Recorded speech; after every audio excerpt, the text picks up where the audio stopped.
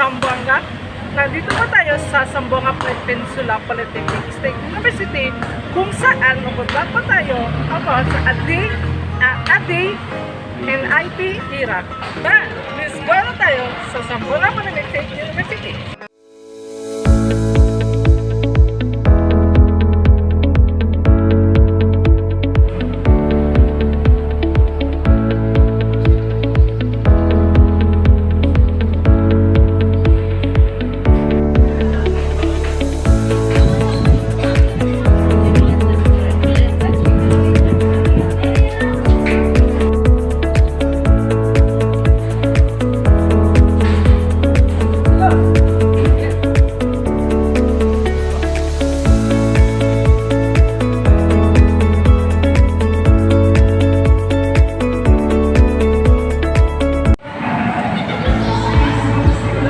What is technology?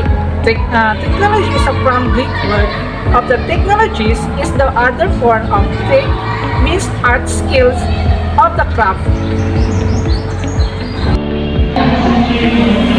Technology is applications of scientific knowledge to solve the problem. Okay guys, so we need to discuss the what are the advantages and disadvantages of technology. Let's go guys.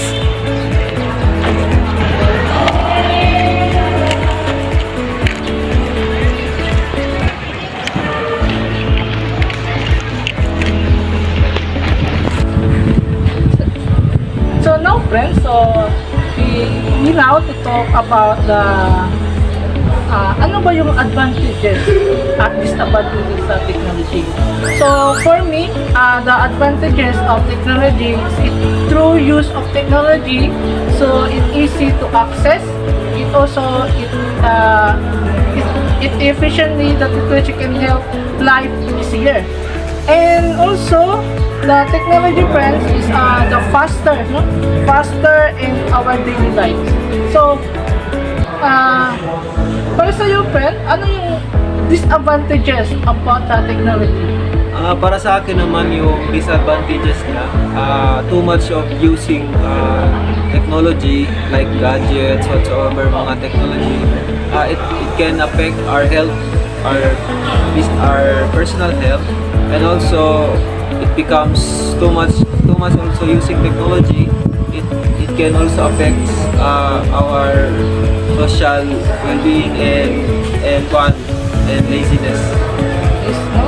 So tama friend. So karamihan sa mga Zamboanga Peninsula Polytechnic State University, gumagamit tayo mga different technology this era or to next generation friend.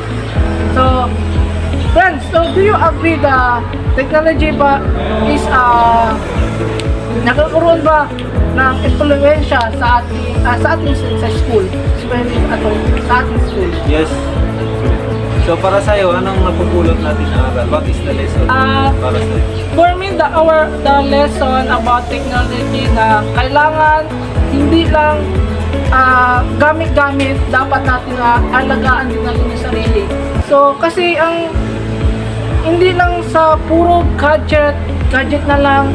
So meron din sa ating sarili, dapat protektahan din natin yung sarili para maiwasan natin yung mga okay, tama ka. So in other way, we should, in using technology, we should balance. Dapat balance na yung paggamit ng technology, hindi rin sobra, hindi rin yung katamtaman lang, nasa gitna lang sa yung paggamit ng technology.